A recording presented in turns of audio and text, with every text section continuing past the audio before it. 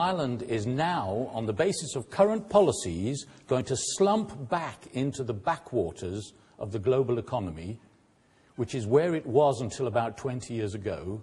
I do so not because I'm trying to be sensational, but because I honestly believe that that is what is the fate of Ireland unless you all take a grip of your destiny. And only you, as individuals coming together, will be able to affect that future. But you can do it. And that's what we'll be telling you about this evening. The fact is that Ireland at the present time is completely uncompetitive in the real economy. This shows you that in terms of the labour costs, Ireland until a year ago was more uncompetitive throughout Europe than any country other than, we now discover, Greece. Greece, as we know, is the basket case of Europe. You've only just dropped below them in terms of the uncompetitive league in the labour market. This is an untenable situation for any economy to be in if it's going to try and earn its living in the real world. Now, the Celtic Tiger was a false model of economic development. It was not the real world economy. It was a bubble economy. It was built on two things: huge inflows of other people's tax money from Europe, the subsidies. More than 60 billion came in over the last 20 years to help with the infrastructure investment. The second element of the Celtic Tiger, which constituted the bubble economy, was your tax policies.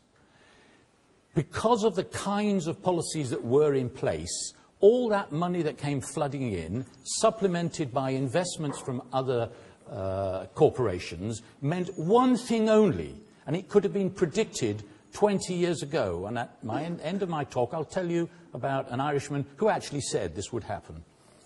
There was one outcome only, according to economic theory and all the empirical evidence from history, and that was a bubble in the property market that was going to collapse. That was the foundation on which the Celtic Tiger was built. I'm sorry to say, that is not a basis for sustained growth into the next 20 years. Something needs to be done to the structure of your economy if you're going to take your place in what is going to be an entirely new world after 2010, because the recovery throughout the world will not be business as usual after the economies, those that are going to start to recover, begin to grow again. It will not be business as usual, and in that context, Ireland will be at an exceedingly bad disadvantage unless government starts to rearrange its policies. We know that the idea of changing the property taxes in this country receives a bad press. People don't like paying the property tax. They pay much more in taxes on their earned incomes when they go out and buy goods and so on, and they hardly make a noise about that in terms of complaints.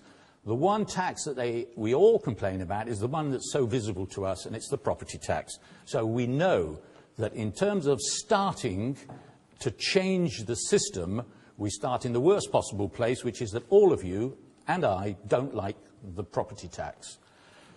This is what happened in the UK. Governments are concerned about people's wages, that blue line. They think that workers, their wages somehow are a major component of the problems of a boom-bust economy, so we ought to keep wages stable even by interference and so on. Building costs can be taken as a proxy for the other costs of production in the real economy. You will see that since '83, and here we had the boom-bust cycle that I described back in 1983, which nobody was concerned about, but which I said would happen, which would lead to this catastrophe here. We see that in terms of earnings and building costs of houses, this was almost like a dead person. The life support system was showing constant reverberations, right, through the economy. Look what happened to house prices. Whoa, but there's something peculiar here. An index that nobody looks at. Nobody, which is the land market. Do you not think that land prices might be revealing something about the economy that economists and the people who advise governments ought to pay attention to? Well, they don't. The consequence, of course, is that we had throughout the world, because this was a story repeated in most Western countries, we had the crisis of 91-92, and lo and behold, we've got one today. You don't have to be an Einstein to read the story, the facts, into that kind of data. You don't need to be a genius. It simply tells the story which, if you read the data correctly, gives you a pretty good idea of what's going to happen in the future.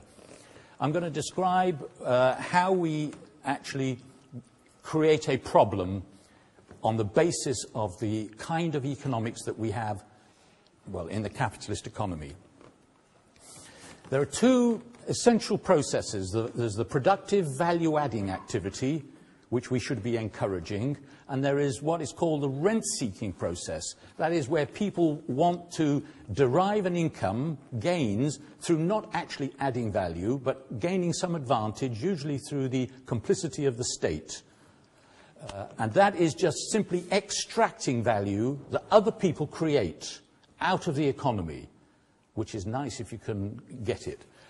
But there are consequences. The real estate market is the one where the rent-seeking gets most intense at the end of what turn out to be 18-year cycles. 18-year cycles that go back 300 years. So actually, if one is making a hypothesis, a theoretical prediction about what's going to happen over the next 10 or 20 years, you can test it against what's happened over the previous 300 years.